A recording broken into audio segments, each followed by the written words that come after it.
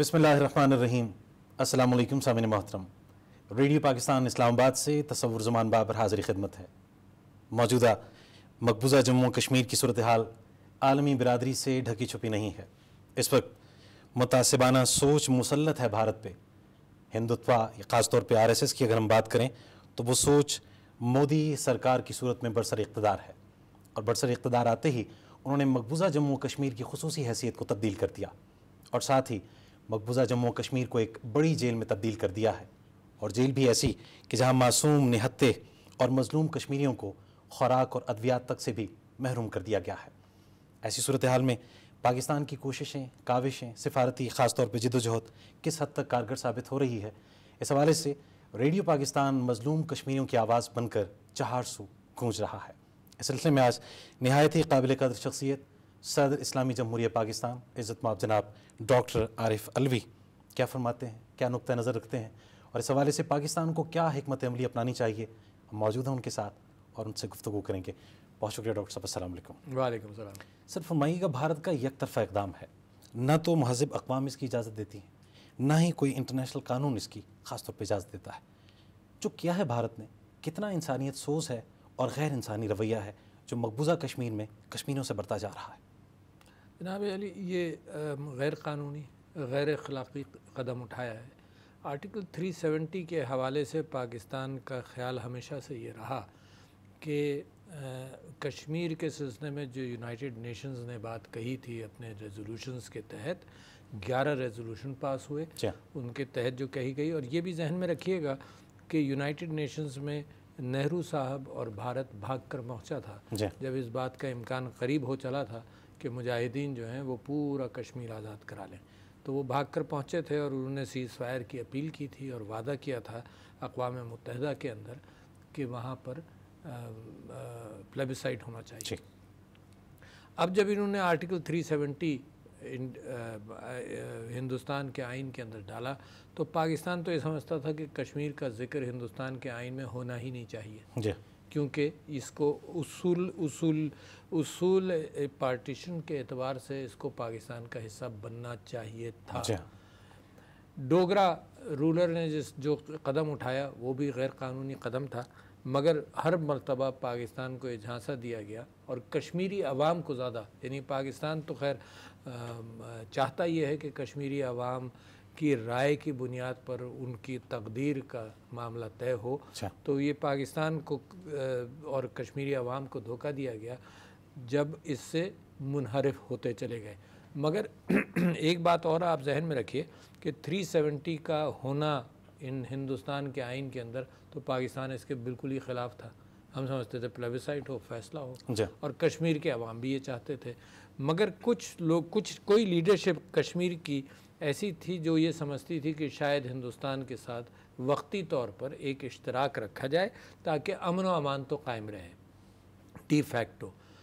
और ये मामला चलता रहा और पाकिस्तान दुनिया की अदालतों के अंदर बार बार इस बात को उठाता भी रहा। कभी कोई मुल्क, कभी रूस ने इसको वीटो किया और कभी अमेरिका ने इस बात पर मामला चलने नहीं दिया, क्योंकि सिक्योरिटी काउंसिल के अंदर ये मामला ज़ेर बहस बहुत अरसे से नहीं आया। अब जब भारत ने इसको आर्टिकल 370 को रिवोक किया तो मैं समझता हूँ कि सबसे ज़्यादा ख़तरा उसको कश्मीरी अवाम से हुआ।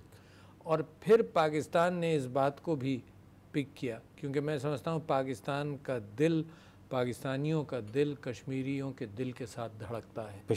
लिहाजा उनके ऊपर जो मसाइल और जो मुश्किलात पिछले इतने बरसों में 70 बरसों में हुई हैं, तो पाकिस्तानी उसी एतबार से परेशान भी रहा और पाकिस्तान अपने तई डिप्लोमेटिक और हर फोरम के ऊपर, लीगल फोरम्स के ऊपर कोशिश भी करता रहा इसके ख़िलाफ़। सर साहब, इस दफ़ा सदर पाकिस्तान की हैसियत से आप यकीनन हुकूमत पाकिस्तान की भी सरगर्मियों को देख रहे हैं, मॉनिटर कर रहे हैं। वज़ीर-ए-आज़म पाकिस्तान ने ख़ुद को वकील कहा कश्मीरियों का। इस बात को किस हद तक उन्होंने सच साबित कर दिखाया? अक़वाम मुत्तहिदा की जनरल असम्बली में उनका जो खिताब है या 7 रोज़ा दौरा है, उसमें कई अहम ममालिक के सरबराहान से उन्होंने मुलाकातें की हैं, कई अहम तंजीमों के सरबराहान से, क्या कहेंगे आप? मैं समझता हूँ कि उन्होंने साबित कर दिया इस बात को कि वो कश्मीर के सफ़ीर बनकर दुनिया भर में जाएंगे। और मेरी अपनी ज़ाती तवक्कुआत से कहीं ज़्यादा खूबसूरत बात उन्होंने हर फोरम पर की और धड़ल्ले के साथ की। اور یونائٹڈ نیشن اقوام متحدہ کی جو جنرل اسمبلی میں ہے، وہ تقریر جو تھی وہ دنیا اسلام کی عکاسی کرتی تھی. ناموس رسالت کے حوالے سے بھی بات کی انہوں نے ماحولیات کے اعتبار سے بھی بات کی، اور انہوں نے کشمیر کا مقدمہ جس انداز سے رکھا، میرا خیال یہ ہے کہ بہت انوکھی بات کی. مگر یہ میں نہیں کہوں، یہ میں کہنا نہیں چاہتا، کوئی کمپیریزن نہیں کرنا چاہتا ہوں کسی کے ساتھ بھی، مگر میں سمجھتا ہوں کہ اقوام متحدہ میں اتنے اچھے انداز سے مسلم دنیا کی عکاسی اور کشمیر کے اوپر جو مظالم ہو رہے ہیں اس بات کی، اور اسکولی موقف کے اعتبار سے دونوں باتوں کی. اور بھارت کا اصل چہرہ بھی بے نقاب کیا. بھارت کا اصل چہرہ بھی بے نقاب کیا. اور میں جب وہ وہاں گئے تھے تو میں نے ان سے ایک درخواست یہ کی تھی، میں نے ان سے یہ کہا تھا کہ آپ دعا بھی کریں. اور انہوں نے کہا کیا دعا کروں؟ تو میں نے حضرت موسیٰ کی وہ دعا رب اشرح لی صدری ویسر لی امری واحلل عقدۃ من لسانی ویفقہوا قولی، کہ اللہ بھی آپ کی زبان میں وہ طاقت دے. حضرت موسیٰ کی بھی یہی دعا تھی کہ اللہ بھی زبان میں وہ طاقت دے کہ زبان کا اثر ہو اور اس کے اوپر لوگ عمل کریں. تو میں سمجھتا ہوں کہ اللہ تعالیٰ بھی ہماری اس کے اندر اس کی مدد ہے. اور اس بات کی بھی میں آپ سے ذکر کر دوں کہ جب یہ پلوامہ کے بعد جو الزام ہندوستان نے پاکستان کے اوپر لگایا اور حملہ کیا، اس کے اندر بھی آپ واقف ہیں کہ 2 طیارے پاکستان نے گرائے، جس میں ایک کا ملبہ پاکستان میں، اس کا پائلٹ پاکستان میں. اگر ہندوستان میں گرتا تو وہ وہاں بھی جھوٹ بول رہے ہوتے کہ نہیں گرا اور کچھ نہیں ہوا، مگر وہ موجود تھا اور پائلٹ بھی واپس کیا، اور اس امید پر واپس کیا کہ ہندوستان نیگوشیٹنگ ٹیبل پر آئے گا، ہم امن چاہتے ہیں. مگر شملہ معاہدے کے بعد جو 1972 میں ہوا، جس کے اندر کشمیر، جموں اینڈ کشمیر کا ذکر ہے، جس کے اندر یہ بات ہے کہ ہم آپس میں باتوں کو طے کریں گے، اور یہ بھی ہے کہ اگر آپس میں نہیں طے کر سکیں گے تو ہم دونوں مل کر انٹرنیشنل فورمز میں جائیں گے. مگر 1972 سے لے کر اب تک ایسی کوئی بات نہیں ہوئی. کشمیر کے اندر مظالم، اچھا مظالم بھی بڑھے کیوں؟ کشمیری عوام جو مثال کے طور پر کچھ عرصہ تو ہندوستان کے ساتھ ریزسٹ کرتی رہی، مگر اس امید پر رہی کہ شاید یہی اشتراک اچھا ہوگا. مگر جو حالات وہاں پر ہندوستان نے معیشت کے اعتبار سے پیدا کیے، تعصب کے اعتبار سے پیدا کیے، وہ کشمیر اکیلا نہیں ہے. یعنی میں آپ سے یہ ذکر کروں کہ ہندوستان کے جو مسلمانوں کے ساتھ رویہ ہے وہی ساری اقلیتوں کے ساتھ ہے. یعنی صرف مسلمانوں کے ساتھ نہیں، ساری اقلیتوں کے ساتھ. اور اس کی آپ مثال دیکھ سکتے ہیں کہ جب دہلی کے اندر مجھے سن یاد نہیں، جب سکھوں کو مارا گیا تھا اور 3000 تقریباً سکھ دہلی کی سڑکوں پر اس دن مار دیے گئے. اچھا، اور وہ ایک ریلا تھا جس انداز سے نکلے، لوٹ مار، اور پولیس اور سب تماشبین بنے رہے. یہی کام گجرات کے اندر ہوا، جس کی بعد مودی صاحب کو دنیا کے ویزا بھی نہیں مل رہے تھے، اور وہاں کے لوگوں کے ریکارڈڈ ہیں ٹیلی ویژن پر انٹرویو، ان لوگوں کے جو گرفتار ہوئے انہوں نے ریکارڈ کیا کہ مودی صاحب نے یہ کہا تھا کہ 3 دن تمہیں کچھ نہیں کہا جائے گا، 3 دن کے بعد حکومت کام کرے گی، تو جو کچھ کرنا ہے 3 دنوں میں کر لو. تو جس انداز سے مسلمانوں کو وہاں مارا گیا. تیسری بات میں آپ سے کہنا چاہتا ہوں کہ ہندوستان نے ایک اور کیفیت شروع کر دی، اور وہ کیفیت یہ شروع کری کہ اپنے سٹیزن شپ ایکٹ کے تحت انہوں نے بنگال میں اور آسام کے اندر یہ بات طے کر لی کہ ہر شخص اپنے دادا کے ڈاکومنٹس لے کر آئے گا پراپرٹی کے. اب غریب آدمی کے پراپرٹی ڈاکومنٹس تو نہیں ہوتے. آپ کراچی شہر میں جا کر دیکھ لیں، بہت سارے غریب لوگوں کو کوئی پراپرٹی نہیں ہوتی یار، بیچارہ محنت مزدوری کر کے زندگی گزارتا ہے. تو وہاں پر بھی تقریباً 40-50 لاکھ مسلمانوں کو یہ پریشانی کی کیفیت. اور پھر اس کا بھی اعلان کر دیا انہوں نے کہ دنیا بھر سے اگر ہندوستان کی طرف لوگ مائیگریٹ کرنے آئیں تو ہم دوسروں کو قبول کر لیں گے، مسلمانوں کو نہیں کریں گے. تو یہ بھارت کا جو معاملہ کشمیر کے ساتھ ہوا ہے، یہ پوری اس بات کی عکاسی کرتا ہے کہ بھارت اپنے آپ سے ایک جنگ کر رہا ہے، اور وہ جنگ اپنے آپ سے وہ یہ کر رہا ہے کہ وہ اپنی تاریخ سے مطمئن نہیں ہے. وہ چاہتا ہے کہ مسلمان حکمران جو ہندوستان میں رہے، ہندو حکمران بھی رہے ہندوستان میں، بس جو مسلمان حکمران رہے اس کی تاریخ کے اوراق میں سے ان کے پیجز پھاڑ کر پھینک دے. یہ بھارت کی جستجو ہے اور خواہش ہے، ہندوائزیشن کر رہا ہے. لہٰذا میں سمجھتا ہوں کہ عمران خان صاحب کی جو اقوام متحدہ کی تقریر ہے اس کے اندر 2 اشارے بڑے اہم ہیں. ایک تو یہ کہ میں سلام پیش کرتا ہوں کشمیری مسلمانوں پر جو انہوں نے مدافعت کی ہے ان کی بےعصمتی ہوئی ہے، عورتوں کی عصمت دری ہوئی ہے، ان کے لوگوں کو پیلٹ گن سے مارا گیا ہے، لاکھ کے قریب شہید ہوئے ہیں، ان کے روزگار کے اوپر کتنا اثر ہوا ہوگا اور کتنی مشکل میں رہ رہے ہیں، مگر اپنے آزادی کی خاطر وہ پوری جنگ انہوں نے انٹلیکچوئل اور سڑک پر انہوں نے جاری رکھی ہوئی ہے اور بڑے عرصے سے رکھی ہوئی ہے۔ وزیر اعظم صاحب سے یہ بھی کہا ہے کہ یہ سوچ جو تشدد اور تعصب پر مبنی ہے یہ صرف خطے تک، کشمیر تک نہیں تھمے گی، پوری دنیا کو اپنی لپیٹ میں لے گی، اور موجودہ اس وقت بر صغیر کا ہٹلر مودی ہے۔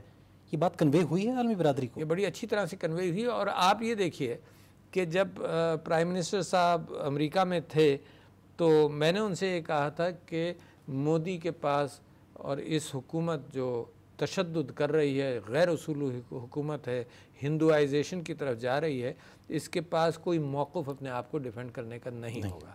اچھا، میرا اندازہ بھی صحیح تھا اور میں نے پرائم منسٹر صاحب سے بھی اس بات کا ذکر کیا تھا کہ وہ اسلامک ٹیررزم کے اعتبار سے ڈرائے گا، ٹھیک ہے نا، اور وہی انہوں نے کوشش کی۔ اس کا بھی مقابلہ عمران خان صاحب نے اتنی خوبصورتی کے ساتھ اقوام متحدہ کے اندر، میں سمجھتا ہوں کہ اس فورم کے اوپر اس سے بہتر کسی نے اس بات کو نہیں رکھا ہوگا کہ اسلامک ٹیررزم اسلام نام کا کوئی ٹیررزم نہیں ہے۔ جیسے انہوں نے جاپانیوں کی مثال دی کہ سوسائڈ، وہ کمی کازے بامبنگ کیا کرتے تھے، جیسے تاملوں نے کیا، انہوں نے دنیا بھر کی مثالیں دیں کہ لوگ پھر جب مقابلہ بہت بڑی قوت سے ہوتا ہے تو اپنی جانیں کس طرح سے دیتے ہیں، تو انہوں نے اس کو بھی زیرو کیا۔ مگر آپ کو خوبصورت بات ایک بتاؤں جو آج کی ہے، 2-3 دن پہلے مودی صاحب نے ایک مضمون لکھا، کیونکہ عمران خان صاحب نے کشمیر پر نیو یارک ٹائمز میں مضمون لکھا تھا، بڑا اچھا لکھا تھا، انہوں نے کہا کہ جی ہندوستان کے ساتھ امن کی میں نے جتنی کوششیں کی، آتے ہی 5-6 کوششیں کی، سب کو رد کیا گیا، اور ہم یہ کہتے رہے کہ بھئی امن کی بات کرو تاکہ وہاں کی غربت ختم ہو، ہمارے یہاں کی غربت ختم ہو، ہم افورڈ نہیں کر سکتے کہ ہم آپس میں جنگ و جدل کریں۔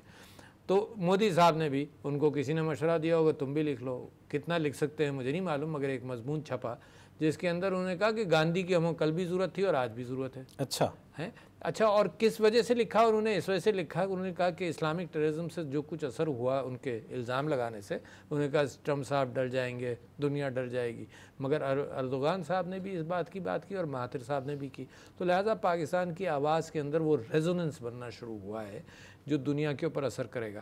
اور میں نے تو سنا یہ ہے کہ جس انداز سے لوگوں نے وہاں تالیاں بجائی ہیں ڈیلیگیٹس نے، کیونکہ دکھائے نہیں اس کیمرے کے اندر، ڈیلیگیٹس نہیں آئے، مگر میں اپنی کشمیری بھائیوں سے یہ کہنا چاہتا ہوں کہ جہاں بھی وہ تقریر ملے اس کو سنیں ضرور، وہ ان کی دل کی آواز ہے، تو جس نے نہیں سنی وہ ضرور سنیں، دل کی آواز ہے۔ میں سمجھتا ہوں وہ تاریخ کے اندر، کشمیر کی تاریخ کے اندر، مسلمانوں کی تاریخ کے اندر اور دنیا کی تاریخ کے اندر وہ تقریر بہت بڑا مقام رکھے گی ہمیشہ کے لیے۔ سر صاحب، جو مضبوط بنیاد وزیر اعظم پاکستان نے رکھ دی ہے، مزید کرنا کیا ہوگا؟ کیونکہ ہم یہ دیکھ رہے ہیں کہ اب بھی اس مسئلے سے شاید عالمی برادری، یہ جو طاقتور ادارے ہیں وہ نظریں چرا رہے ہیں، اب بھی وہ رسپانس نہیں آ رہا، وہ رد عمل نہیں آ رہا عالمی برادری کی طرف سے، کرفیو اب بھی ہے، لاک ڈاؤن اب بھی ہے، مزید کیا کرنا ہوگا؟ میں آپ کو اپنی بات جو بتا رہا تھا تو اس کے اندر مودی صاحب نے جب گاندھی کے حوالے سے بات لکھی تو آج کی خبر یہ ہے کہ کچھ لوگوں نے گاندھی کا جہاں پر وہ جگہ ہے وہاں پر انہوں نے گاندھی جی کی جو ایشز ہیں وہ چوری کر لیں، اور اس کا کیا کریں گے، اور ان کے پورٹریٹ کے نیچے لکھا ہے غدار ہے۔ اچھا، تو اصل RSS گاندھی کے خلاف تھی، مودی صاحب اس کے پیروکار رہے ہیں، مودی صاحب اس کو اپریشیٹ کرتے ہیں، تو اصل ہندوستان جو ہے وہ آج ہے دوسرا، وہ گاندھی جی کا بھی ہندوستان نہیں، وہ سیکولر انڈیا بھی نہیں ہے۔ پاکستان جب آزاد ہوا اور ہندوستان جب آزاد ہوا تو پاکستان نے اسلامی ریاست کے نام پر اپنی حکومت قائم کی، اور اسلامی ریاست کے اندر ریاست مدینہ کے اعتبار سے جو اقلیتوں کو برابر ٹریٹ کرتی تھی وہ ہمارا گول تھا۔ نیپال نے ہندو ریاست قائم کی، برما نے بدھسٹ ریاست قائم کی، اور انڈیا نے سیکولر انڈیا کا دعویٰ کیا دنیا میں، جو آج ٹوٹلی معاملہ ختم ہو گیا ہے۔ تو لہٰذا میں یہ بات آپ کے سامنے رکھ رہا تھا کہ ان کے پاس کوئی آرگومنٹ نہیں ہے، کوئی بحث نہیں ہے، کوئی منطق نہیں ہے، سوائے اس کے کہ اسلامی دہشت گردی کے حوالے سے کوئی بات کریں جو جھوٹ ہے، اور دوسرے یہ کہ گاندھی جی کے ساتھ مغرب کا رومانس رہا ہے اس کو دکھائیں، مگر اصل میں بھارت اپنی اصلیت کے اعتبار سے ننگا ہو رہا ہے۔ اچھا، اور یہ ننگ ہے، اس بات ننگ ہے یہ بات کہ جس طرح سے وہ مظالم کشمیر میں کرتا ہے. میں نے چیلنج کیا تھا جب یہ پیلٹ گنز استعمال ہوتی تھیں تو میں اسمبلی میں نے چیلنج کیا تھا اپنی تقریر کے اندر, ٹیلی ویژن پر چیلنج کیا تھا کہ کسی اور آبادی پر یہ پیلٹ گنز استعمال نہیں کرے گا. اور 4-5 سال سے یہ معاملہ چل رہا ہے, مگر بھارت نے کسی اور آبادی پر نہیں کیا, یہ صرف مسلمان آبادی کے اوپر کیا. اور کس سے سیکھا ہے اس نے؟ اسرائیل سے سیکھی یہ بات, اور اسرائیل کے مشورے سے یہ کام کر رہا ہے. اب آگے کی بات میں آپ سے کروں. آگے کی بات 2 اندیے تو عمران خان صاحب نے اقوام متحدہ میں دیے. وہ 2 اندیے کیا ہیں؟ دیکھیے پاکستان کیا کر رہا ہے. پاکستان ڈپلومیسی کے اعتبار سے اس سے بہتر, عمران خان سے بہتر سفیر کشمیر کا نہیں ہو سکتا, لہٰذا وہ ساری دنیا کے اندر یہ بات کر رہا ہے. اس نے 72 ملاقاتیں کی اس 1 ہفتے کے اندر. بڑا مشکل کام ہے جسم کے اوپر اور انٹلیکٹ کے اوپر کہ 72 ملاقاتیں کی. ہر ملاقات کے اندر اس بات کا ذکر ہوا. اور میں یہ سمجھتا ہوں جیسے میرے پاس ایمبیسڈرز آتے ہیں کریڈنشلز لے کر, اپنے جو نیا ایمبیسڈر بنتا ہے, پچھلے دنوں جتنے بھی اور مختلف چیزوں پر, تجارت کے اوپر مختلف ایمبیسڈرز آتے ہیں, میری بھی گفتگو شروع کشمیر پر ہوتی ہے اور ختم کشمیر پر ہوتی ہے. کیوں؟ کیونکہ اس وقت بے انتہا ضروری ہے کہ لوگوں کو بتایا جائے. اچھا ہوا یہ ہے کہ دنیا کے اندر اقوام متحدہ بنی تھی اصولوں پر, انصاف کے اصولوں پر. لوگوں کو امید تھی کہ انصاف کے اصولوں پر چلے گی, مگر یہ جیب کے اصولوں پر چلنے لگی ہے. اور عمران خان صاحب نے اس بات کی بھی عکاسی کی ہے کہ اپنی تجارت کے اعتبار سے, اپنی ٹریڈ لنکس کے اعتبار سے تم لوگوں کو مرنے دو گے. تم لوگوں کے ساتھ وہ سلوک جو ہندوستان کے اندر ہو رہا ہے. 60 دن کا کرفیو بہت بڑا کرفیو ہے بھائی صاحب. میں آپ کو یہ بتاؤں کہ چند دن کا, 1-2 دن کا کرفیو بھی ہوتا ہے تو لوگ روزی کے لیے روتے ہیں کہ یار 1 مہینے کے 1 دن کی میری 2 دن کی میری روزی چلے جائے. ٹھیلے والا, چھابڑی والا, چھوٹا آدمی بیچارہ جو روزانہ کے اعتبار سے اپنی روزی کماتا ہے, اس کا تو برا حال ہو گیا. 60 دن لوگوں کی ساری جمع پونجی ختم ہو گئی ہوگی. لوگ ایک دوسرے سے ایک بھیک مانگ رہے ہوں گے کہ مجھے کچھ دے دو. مسلمان کا خیال رکھتا ہے. تو مجھے اس بات کا یقین ہے کہ ان بھائیوں نے اور بہنوں نے ایک دوسرے کا خیال کیا. مگر 60 دن روزی نہ کمانا تو کتنا بڑا سیٹ بیک ہے. اور جھوٹ یہ دنیا کے اندر بولا جاتا ہے, جھوٹ بولتے ہیں کہ جی وہاں ترقی ہوگی, یعنی وہاں پر حالات بہتر ہو رہے ہیں. یہ حالات بہتر ہو رہے ہیں جب کوئی تیار نہیں, چاہے کارگل کے لوگ ہوں, لیہ کے اندر, چاہے وادی میں مسلمان ہوں. وہ غلام نبی آزاد صاحب گئے تھے جو کانگریس کے ہیں, انہوں نے کیا لیہ میں بھی, وادی کشمیر کے اندر بھی اور جموں کے اندر بھی کوئی خوش نہیں ہے. اور اگر یہ کوشش کرنا چاہتے ہیں کہ مسلمانوں کو اکثریت سے اقلیت میں تبدیل کر دیں تو پورے فلسطین میں بھی آج تک ہو نہیں سکا ہے. یہ ضرور ہے کہ آبادیاں کاٹ کر وہ ایک آبادی کو مسلمانوں سے آزاد کرا کر اس میں میجورٹی رکھیں, مگر یہ ہوتا نہیں ہے کبھی کہ کوئی نسل کو ختم کر دیا جائے. ہٹلر نے, یہودی کہتے ہیں, اسرائیل کہتا ہے, دنیا کہتی ہے کہ 60 لاکھ یہودیوں کو مارا. کوئی فرق تو نہیں پڑا نا, کوئی نسل تو ختم تو نہیں ہوئی. لہٰذا یہ نسلیں ختم ہونے والی نہیں ہیں.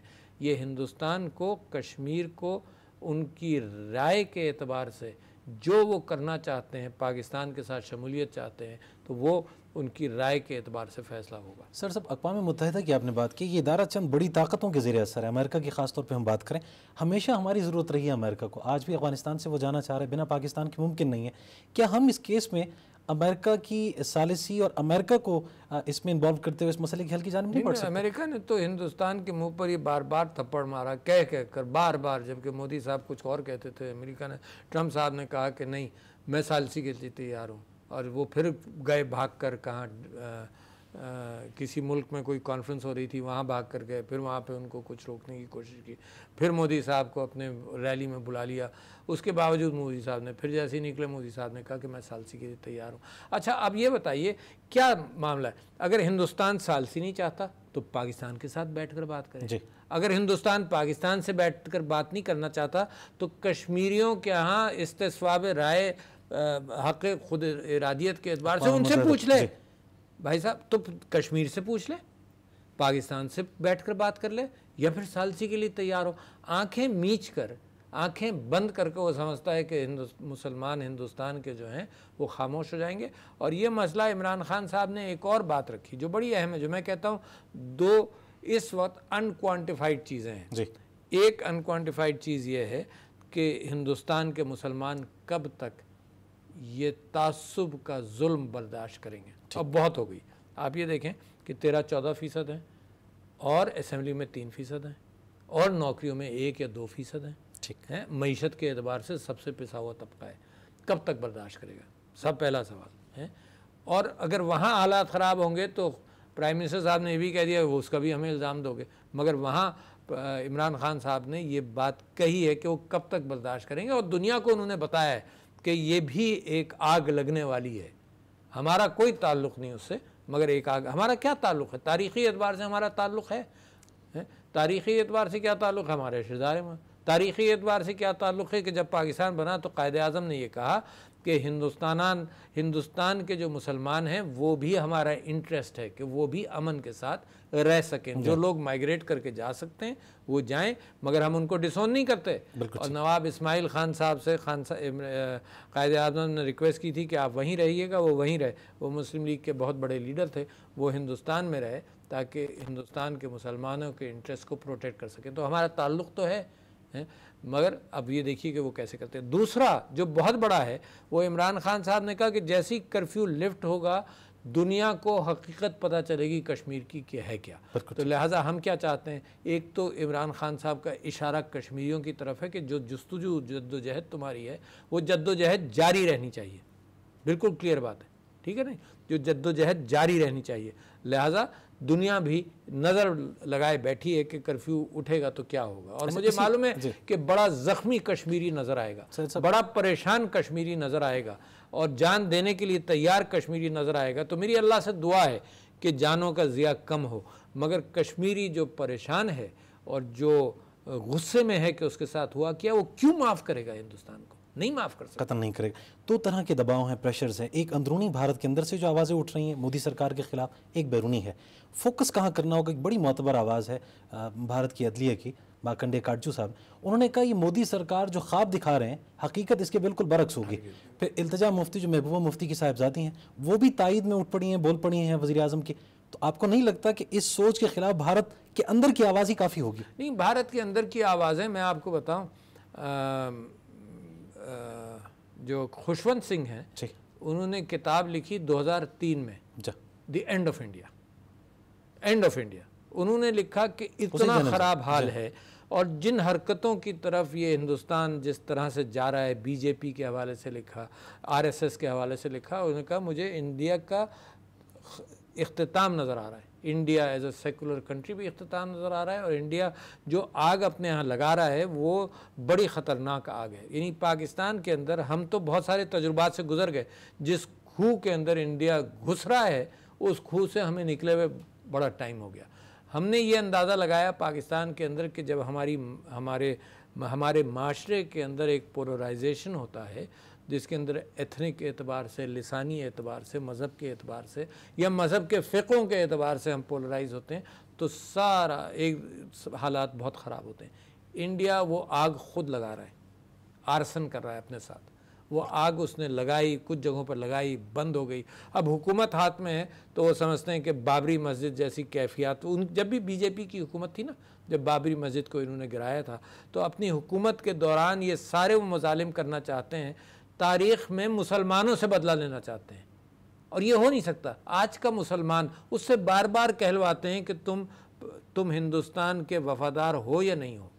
और जब पाकिस्तान बना था तब ये ज़्यादा कैफियत थी और आज दोबारा उससे कहीं ज़्यादा बन गई है कि हर मुसलमान से पूछा, जिसने पाकिस्तान की बात की ना उसको तो मारते हैं, या चाहे वो हिंदू मज़हब का ही क्यों ना हो, उसने अगर इंसाफ की बात की तो उसको मारते हैं, या उसको कहते हैं मुसलमान हो तो कहते हैं पाकिस्तान जाओ। तो आपने सर साहब आग की बात की है, अमन को आग लगाने के दरपा है भारत, तासुब की आग बढ़ के हुआ करती है, उसी शिद्दत में वो मुब्तला हैं। ओवरसीज़ पाकिस्तानियों के किरदार को किस तरह से आप देखते हैं, जिस तरह से एहतजाज कर रहे हैं, रैलियाँ निकाल रहे हैं अपनी मददाब के तहत, और ख़ास तौर पे उन्होंने भारतीय जो मसनूआत हैं उनका बाइकआउट वो शुरू कर रखा है। तिजारत को किस तरह से हम ज़िक पहुँचाएंगे, क्योंकि यही जोम है जिसके बल पे वो ये जुल्म कर रहा है। तिजारत को दो अंदाज से ज़क पहुँचाएंगे। एक तो ये कि पाकिस्तान की अपनी तिजारत मजबूत हो, सबसे बड़ी ज़क ये होगी है, और आपका मुकदमा बेहतर होगा। और जिस दुनिया के अंदर इंसाफ और तिजारत यकवज़न हो है फैसला करने के अंदर, उसके अंदर आपका ज़रूरी है کہ ہم لنگڑائے نہیں، ہم جہاں ہمارا پیر مضبوط ہے انصاف کے اعتبار سے، قانون کے اعتبار سے، اخلاقی قانون کے اعتبار سے، وہاں ہمارا تجارت کا وزن اور معیشت کا وزن بھی برابر ہو، ایک بات۔ دوسری بات یہ کہ میں سمجھتا ہوں کہ جو ہندوستان کی بدنامی ہوئی ہے اس کے اندر، ہندوستان کو اندازہ نہیں ہے جتنی بدنامی ہوئی ہے۔ یعنی اب تک وہ ایک رومانٹک اعتبار سے سیکولر انڈیا، یہ انڈیا وہ انڈیا، پتہ چل رہا ہے کہ وہاں عورتوں کا جو مقام ہے، عورتوں کی جو ریپس ہوتی ہیں، عورتوں کے لیے معاشرے کے اندر جگہ بڑی تنگ ہے، وہ آپ نے پچھلے دنوں بہت دیکھ لیا ہوگا، ایک۔ دوسرے یہ کہ مائنارٹیز کے اعتبار سے مسیحی برادری کے چرچز جلائے گئے، ان کو بھی مارا گیا، لنچ کیا گیا۔ دالت ہندو برادری خود محفوظ نہیں ہے، کیا گیا، وہ ہندو کہلاتے ہیں، مگر ان کے ساتھ جو سلوک ہوتا ہے وہ آپ نے دیکھا ہر جگہ ہے، جس طرح سے ان کو مارا جاتا ہے۔ مسلمانوں کے ساتھ وہی سلوک ہے۔ تو ہندوستان جو دنیا کو دکھاتا تھا، اب نیو یارک ٹائمز کے بھی ایڈیٹوریل بھی آیا ہے اور بہت سارے لوگ دیکھ رہے ہیں، ایک مختلف انداز سے دیکھ رہے ہیں۔ وہ جو ریپنگ تھی نا خوبصورت کاغذ کی، اس ریپنگ کو جب ہٹا کر دیکھا تو اس کے اندر سے بدبو بھی ہے اور ایک گھناؤنی کیفیت نظر آ رہی ہے۔ اور یہ کہ وہ جو کہا جاتا تھا، جو ہندوستان کے سیکولر لیڈرز تھے پرانے، جو کہتے تھے، جن کی بنیاد پر ہندوستان نے دنیا میں ایک نام پیدا کرنے کی کوشش کی تھی، اس کے بالکل برعکس ان کی کارروائی ہے۔ تو لہٰذا کشمیر جو ہے وہ اس بات کی ٹوٹل عکاسی، کمزور ایریا ہے، مسلمان ہیں وہاں پر، تو یہ اپنا ہندو تعصب کے اعتبار سے سب کچھ کرنے کی کوشش کرتے ہیں۔ گجرات ایک تگڑی مسلمان مائنورٹی تھی، اس کو خراب کرنے کے لیے جس طرح سے انہوں نے پلان کیا، جس طرح سے ٹرین کو آگ لگائی، جس طرح سے پورا پری پلانڈ تھا سب کچھ، اور پھر مارا گیا۔ اگر پری پلانڈ نہیں بھی تھا تو بھی 3 دن تک ان کو آزادی کی کھلی چھوٹ ہے، ریپ کرو، مارو، سب کچھ کرو، اور 3 دن کے بعد۔ اور پھر وہ جو انٹرویوز ٹی وی والوں نے لیے جو دنیا کے اندر موجود ہیں، اس کے اندر یہ بھی کہا کہ ہم ججز بدل کر تمہیں چھڑوا دیں گے، اور وہ خود اقبال کرتے ہیں، وہ جو مجرم تھے وہ کہتے ہیں کہ جی پھر انہوں نے ججز بدلے اور پھر ہمیں آزاد کرا دیا گیا۔ تو اسٹیٹ سپانسرڈ ٹیررزم ہے یہ، جو اسلامک ٹیررزم ہے یہ تو جھوٹا ایک لیبل ہے، مگر یہ جو اسٹیٹ سپانسرڈ ٹیررزم ہے جو بھارت کشمیر کے اندر کر رہا ہے، مسلمانوں اور مائنورٹیز کے ساتھ کر رہا ہے، اس کو دنیا کو پہچاننا پڑے گا، دنیا خاموش رہے گی نہیں۔ اچھا، اب ہم اور کیا کیا کر سکتے ہیں؟ دیکھیے، میں نے آپ سے یہ کہا کہ ایک تو جو انکوانٹیفائڈ چیز ہے وہ کشمیری میرے بھائیوں کا جب وہاں سے کرفیو اٹھے گا تو ان کا کیا ری ایکشن ہوگا، یہ انکوانٹیفائڈ ہے، اور میری خواہش یہ ہے کہ ان کی عکاسی ایسے انداز سے ہو کہ دنیا کو پھر پتہ چلے۔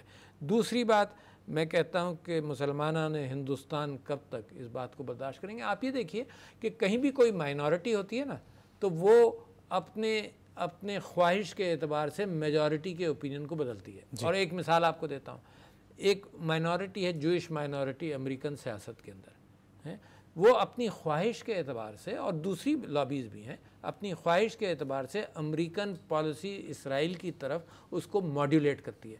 یہاں اتنی بڑی مائنورٹی کو اتنا کمزور کیا گیا پاکستان اور ہندوستان کے پارٹیشن کے بعد سے کہ وہ اس کے الفاظ ہی نہیں ہیں، کوئی ڈرتے ہیں سب اس سے بات کرتے ہوئے، کیونکہ جو بات کرے گا اس کے اوپر پریشر ڈالیں گے۔ اب راہل گاندھی گئے سری نگر، واپس آئے، بہت کچھ انہوں نے کہا، وہاں سے کہنا شروع کیا، واپس آئے، مگر پھر 5-6 دن کے بعد انہوں نے مجبوراً یہ بات کہی کہ Kashmir is an integral part of India, جو ان کے نانا جو جواہر لال نہرو نے کبھی نہیں کہی۔ جواہر لال نہرو یہ کہتے مرے کہ جی پلیبسائٹ ہوگا، پلیبسائٹ ہوگا، پاکستان بیوقوف بنتا رہا کہ ہوگا، اور کشمیری بیوقوف بنتے رہے کہ ہوگا، نہیں ہوا ہے۔ تو لہٰذا جب تک جستجو ہم نہیں کریں گے، جب تک معاملہ حل نہیں ہوگا۔ تو ایک تو وہ یہ 2 ان نون کوانٹیٹیز ہیں جن کی عکاسی اگلے کچھ دنوں کے اندر، اور مسلمانان ہندوستان کے اعتبار سے اگلے چند مہینوں میں، یہ چند سالوں کے اندر آئے گی۔ یہ 2 کوانٹیٹیز ہیں۔ تیسری یہ کہ دنیا کے ہماری ڈیمانڈ ایک تو یہی ہے کہ ظاہر ہے جو عمران خان کرفیو اٹھے، وہاں پہ پریس کو جانے کا موقع دیا جائے، لوگ خود اپنی بات کر سکیں۔ اچھا، بہت سارے لوگ کہہ رہے ہیں کہ جی ہمارے رشتہ دار وہاں ہیں، ہندو مسلمان سب یہ کہہ رہے ہیں کہ جی ہم کسی سے بات ہی نہیں کر پاتے، پتہ نہیں کس کا کیا حال ہے۔ پریس کے لیے، اور پریس کے لیے کھولا جائے، امیجری کے لیے کھولا جائے۔ یہ جو انہوں نے کہا کہ جی ہم نے ٹیلی کمیونیکیشن کھول دیا، ہم نے لینڈ لائن کھول دی ہیں۔ اچھا، لینڈ لائن 1% بھی نہیں ہے کشمیر میں، 99% ٹیلی فون ہے، سیل فون۔ اچھا، جو سیل فون کے معاملہ بند ہے۔ تو میں سمجھتا ہوں کہ کشمیری بھائیوں کو میں یہ کہوں گا کہ ہر ظلم کی اطلاع تصویری انداز سے یا اپنی زبان کے ذریعے کسی نہ کسی انداز سے آپ باہر ضرور بھیجیں. اصل میں پتہ دنیا کو جب چلے گا جب بدبو نظر آئے گی، جب بری کیفیت نظر آئے گی جو چھپانا چاہتے ہیں. آپ کو یاد ہے کہ شہر کے اندر وہ بیچاری مسلمان بچی کو لے گئے اور ریپ کیا، اور کتنے انسیڈنٹس ہیں انڈیا میں اس بات کے، کشمیر میں خاص طور پر، کہ مسلمان عورتوں کی عصمت دری کی گئی اور اس کو چھپایا گیا اور پھر کورٹس نے اس کو ٹال مٹول کیا. کتنے انسیڈنٹس ہیں. تو لہٰذا میں سمجھتا ہوں کہ ایک کام میرے کشمیری بھائیوں نے بھی کرنا ہے، امیجری باہر بھیجنی ہے. دنیا امیجری سے متاثر ہوتی ہے، امیجری دیکھتی ہے. جو الفاظ ہیں وہ تو دیر سے اثر کرتے ہیں، مگر تصویر جو ہے وہ فوراً اثر کرتی ہے. سر صاحب، اس سب کے باوجود بھی دیگر آپشنز پہ بھی ہمیں سوچنا ہوگا. امریکہ، اقوام متحدہ اپنی جگہ، یہاں پہ شنگھائی تعاون تنظیم ہے، چائنا ہمارا بہت ہی ایک باوقار اور درینہ دوست ہے. رشیا کے ساتھ تعلقات ہمارے ماضی میں اچھے نہیں رہے، اب تعلقات بہتر ہوئے ہیں اور سلامتی کونسل میں ہم نے دیکھا کہ وہ غیر جانبدار رہا ہے. آپ نہیں سمجھتے ہیں کہ اس مسئلے کا حل خطے کی عالمی طاقتوں کو آن بورڈ لیتے ہوئے ہم نکال سکتے ہیں؟ دیکھیے، میرا خیال یہ ہے کہ پاکستان کی اہمیت جو ہے وہ پچھلے 1 سال کے اندر بہت بڑھ گئی. جی. اچھا، اور یہ اس کا آپ کی لیڈرشپ سے تعلق ہے. اچھا، لیڈرشپ سے کیا تعلق ہے کہ وہ پاکستان جس کو کوئی اہمیت نہیں دیتا تھا، وہاں ٹرمپ صاحب کے ذہن میں اگر یہ بات آئے کہ جی ایران اور سعودی عرب کے درمیان بھی پاکستان ایک رول پلے کر سکتا ہے امن کے لیے، تو پاکستان کا جو اسٹیچر ہے وہ دنیا کے اندر بہت بڑا ہے. اچھا، جو بڑا، اور اس کا قیادت سے تعلق ہے ڈائریکٹ. اچھا، جیسے پاکستان کا اسٹیچر بڑھ رہا ہے، اسی اعتبار سے اس بات کا امکان ہو کہ ہماری آواز کی گونج جو ہے وہ ان محلات کے اندر، جمہوری اور ہر ٹائپ کے محلات کے اندر گونجے. اور اس کو میں اپریشیٹ کرتا ہوں اس بات کا کہ روس جس کے ساتھ انڈیا نے اچھے تعلقات پیدا کیے ہوئے تھے، انڈیا کی وجہ سے ہمارے ساتھ ان کے خراب تعلقات تھے، کمزور تعلقات تھے، تو اس کے ساتھ بھی ہمارے تعلقات بہتر ہو رہے ہیں. مگر میں خراج تحسین پیش کرتا ہوں چائنا پر. اور چائنا بھی واقف ہے کہ جو لیہ برادری ہے لداخ کے اندر، وہاں پر چائنیز انٹرسٹ بھی ہیں، تو چائنا ہمارے ساتھ کھڑا رہا. چائنا کی وجہ سے سارا کچھ ہوا. اور ترکی اور ملیشیا اور بہت سارے اور ممالک بھی ہمارا ساتھ دیا. مگر ان 3-4 ممالک نے تو آؤٹ اسٹینڈنگ پاکستان کا اور کشمیر کا ساتھ دیا. ٹھیک ہے جی. اچھا، اب مستقبل کے اندر جس طرح سے ہماری سیاسی قوت انٹرنیشنل پالیٹکس میں بڑھ رہی ہے، اسی طرح سے کشمیر کا مقدمہ بھی بڑھ رہا ہے. اور عمران خان جہاں سفیر پاکستان ہے وہاں سفیر کشمیر بھی ہیں. اور ہر فورم کے اندر، اچھا ہندوستان نے ہمارے ساتھ کیا جس پر عمران خان نے اپنی تقریر میں بھی عکاسی کی کہ بھئی ہم تو امن کی بات کرتے رہے، وہ ہمارے انٹرنیشنل فورمز کے ہمارے پیر کاٹتے رہے، چاہے وہ FATF ہو، چاہے وہ دوسرے ہو. تو انڈیا نے اپنے پڑوسیوں کے ساتھ کبھی اچھے تعلقات نہیں رکھے. اور بننا کیا چاہتا ہے اور کہتا کیا ہے اپنے آپ کو کہ ہم سپر پاور بنیں گے. خاک سپر پاور بنیں گے جب کشمیر کے اوپر اس طرح سے ظلم کریں گے. خاک سپر پاور کریں گے جب اصولوں کے اندر نہیں، اصولوں پر یونائٹڈ نیشنز ریزولوشنز کی بھی پابندی نہ کریں. وہ سپر پاور کیسے بنے گا؟ نیپال کے ساتھ خراب تعلقات، سری لنکا کے ساتھ خراب تعلقات رہے ہیں. ہر اپنے بنگلہ دیش کے ساتھ بھی کوئی آئیڈیل تعلقات نہیں ہے. بنگلہ دیش پاکستان کو توڑوانے کے اندر جو رول پلے کیا انڈیا نے، وہ سب پر عالمی میڈیا کے حوالے سے میں یہ جاننا چاہوں گا، ماضی کے برعکس اس بار ہم دیکھ رہے ہیں کہ بھارت کا کھل کے مخالفت بھی کر رہا ہے اور چہرے کو بے نقاب کر رہا ہے. اب اس عالمی میڈیا میں وزیر اعظم پاکستان کی ایک کاوش ایک انگریزی چینل کے طور پہ شامل ہونے جا رہی ہے. کس نظر سے آپ دیکھیں؟ بہت اچھی بات. میں سمجھتا ہوں کہ بہت اچھی بات ہے، کیونکہ دنیا کے اندر میڈیا کے اوپر بھروسہ کر کے بہت کچھ کام ہوتا ہے. ویپنز آف ماس ڈسٹرکشن جو ہے نا، وہ دنیا کو بیچا اس انداز سے گیا تھا کہ جی وہاں عراق کے پاس نیوکلیئر ویپنز تقریباً اس کے لیے ٹول میڈیا تھا. اور پھر اس کے بعد دیکھیے کتنا، اور میڈیا نے کام کیا. لہٰذا آپ دیکھتے ہیں کہ الجزیرہ دنیا کے اندر آیا اور اس نے کم سے کم ایک اور پرسپیکٹیو دینا شروع کیا. اچھا، بہت سارے کیفیات اس طرح سے ہوئی. تو لہٰذا میں سمجھتا ہوں بڑا مثبت کام ہے، لانگ ٹرم پلان ہے، مگر بڑا مثبت کام ہے کہ مسلمانوں کی آواز جو ہے وہ دنیا کو انصاف کے اعتبار سے پتہ چلے کہ مسلمان ہیں کیا جذبہ رکھتے ہیں. اور میں جس کو انگریزی میں کہتے ہیں hats off to the prime minister, کہ وہاں پر جہاں ضرورت نہیں تھی وہاں پر بھی اس نے اسلامی ریاست کے اعتبار سے بڑی کانفیڈنس کے ساتھ اپنے انٹرویوز کے اندر بھی بات کی اور ہر جگہ کہ جی ہم اسلامی ریاست کے پیروکار ہیں، اسلامی ریاست چاہتے ہیں جو انصاف پر مبنی ہوگی۔ تو میں کشمیر کے حوالے سے بھی یہ محسوس کرتا ہوں کہ جیسے جیسے پاکستان کا کلاؤڈ بڑھے گا اسی طرح سے کشمیر کی آواز بڑھے گی۔